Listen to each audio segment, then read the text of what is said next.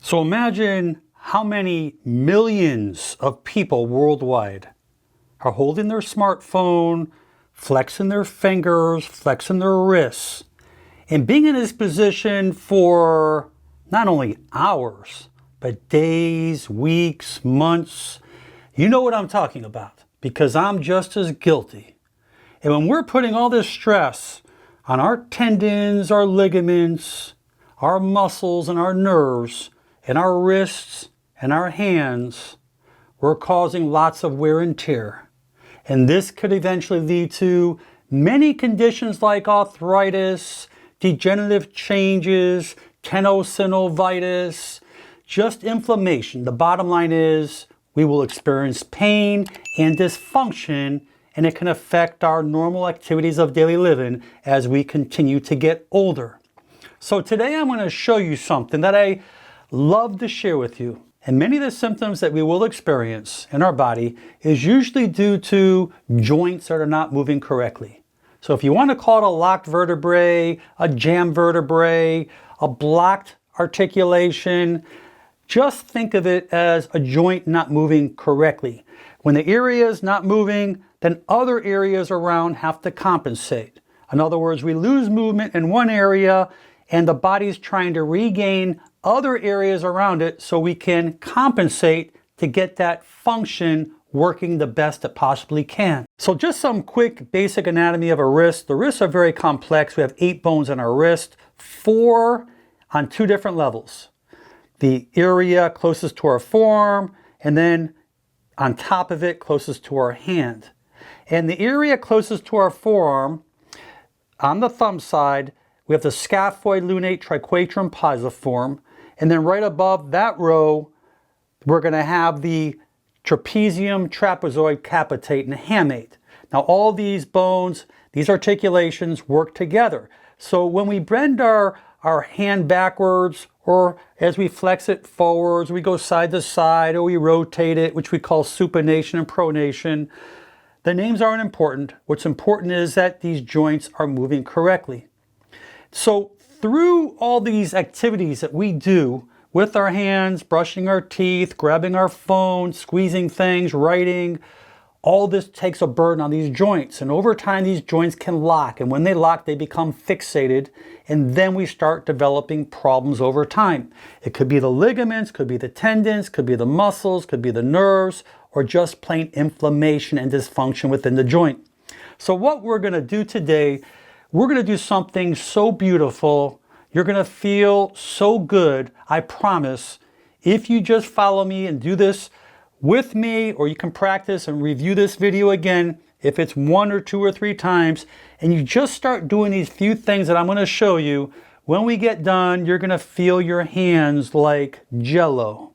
And you're going to say, my God, I never knew my hands can feel so good until it feels good, and now you know the difference. So let's get to the nuts and bolts. I'll use my right hand, and the row of 4 bones that's closer to my forearm are the joints that generally go backwards like this. Okay, and obviously on the other side, the row of those 4 bones just on top of it are the joints that generally bend forward like this. So let's work on these joints that go backwards, because this is extremely important, because many of us have problems here.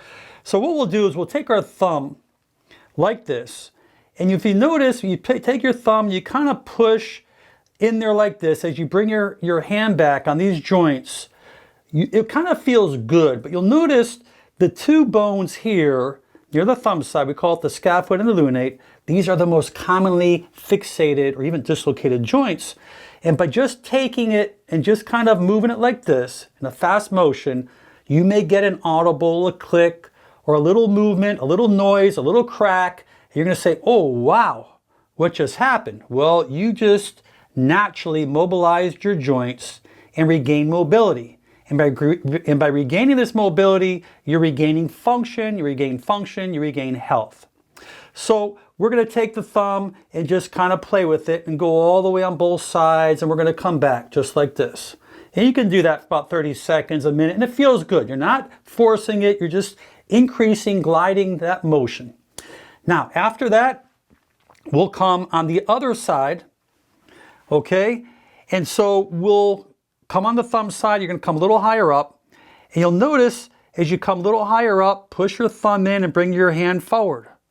And you may even hear some other noises in there because now we're just regaining mobility in these joints, just increasing that mobility. And some of you may hear that clicking and cracking. You're going to say, wow, that feels so good. And yes, it will feel good because it's so healthy for you. So what I want you to do now is take your thumb, bring it all the way on the pinky side, come straight down. You'll feel a bone stick out right there.